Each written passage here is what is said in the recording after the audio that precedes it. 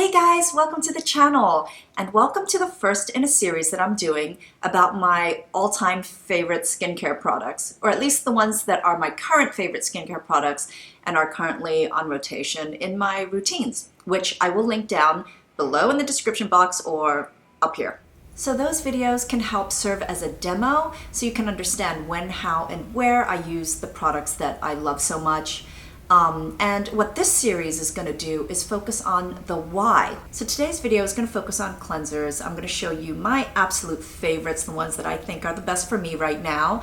And also we're going to talk a little bit about how cleansing affects your skin. So let's get started.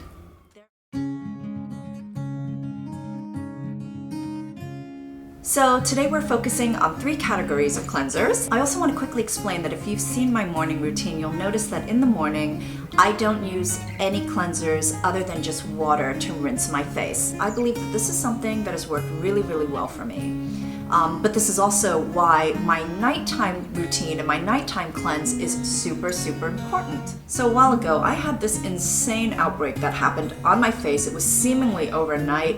And it was acne, it was rosacea, and it was all over. It was so painful, but more than that, it was going outside and having everybody stare at me like, what kind of disease does this girl have? It was really traumatic. Anyway, so my dermatologist at that time gave me one piece of advice that he kept on repeating and I think made a really big difference. And his advice was, if my skin was clean and I didn't have makeup on or anything, is just to always rinse my face with just water. I feel that it's always stuck with me, it's become a habit, and I get it. So one thing to know is cleansing is the step that affects your skin's pH balance the most. So healthy adult skin is at a pH balance of about 4 to 5.6. That is a number that seems very precise, but it was told to me a long time ago and somehow it just stuck there. But yes, 5.6. So there's a misperception that I've always had, or I tend towards, which is, oh, if my skin is really dry and dehydrated, that's the only reason why I should be focused on these low pH cleansers. And if you have acne-prone, oily skin, then you should go for the more alkaline cleansers, high pH cleansers that really kind of strip off the oil and all that stuff. But in fact, the opposite is true. If you are acne-prone, you should be keeping your skin as acidic as possible, which means low pH cleansers and acid toners and stuff that we will be talking in my next video.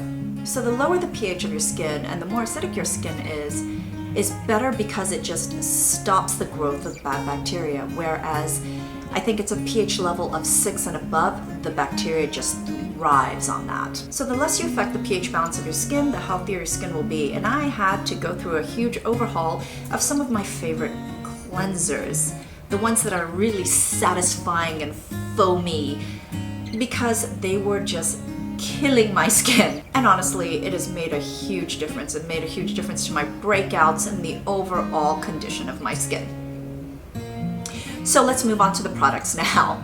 Let's start with cleansing water. So cleansing water for me is kind of like an interim product. The only time I really use cleansing water is when I need to quickly remove makeup. I don't need to do a thorough job of it. I just need to quickly remove it. So right now I have 2 favorite cleansing waters. One is drugstore, one is not. I spoke briefly about the Bioderma blue cap Hydrabio micellar water in my empties video because I just finished using the pink cap one. I far prefer this one because this has all the same properties as the pink cap. It's also for sensitive skin and reactive skin, but the addition is it's great for dehydrated skin. If you have oily combo, if your skin is oily combo, you will not like this because you might even feel like it leaves a little bit of a residue behind, whereas if you have dehydrated skin, then you just feel like it leaves your skin not feeling tight at all and hydrated. The other cleansing water I'm absolutely loving right now is the Kogendo cleansing spa water. This is made of all natural herbal essences, and it also says that it's oil-free and mildly acidic. So it will also help you maintain a really healthy skin balance. I would consider the Bioderma a drugstore dupe for this. This is definitely a little more refined because your skin after using this feels so well balanced, good, but also incredibly clean, and you don't feel like you got any residue lingering. It's just clean, good, healthy skin. So let's get serious now onto the two-step cleansing routine products. So, like I said in my evening skincare routine video, you put different products on your face in layers. Like you put skincare products and then you put makeup.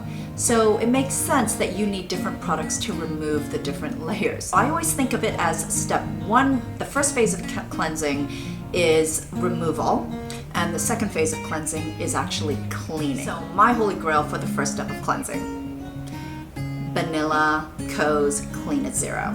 It's really important for this first step that your cleanser be oil-based, because that will remove all the oil-based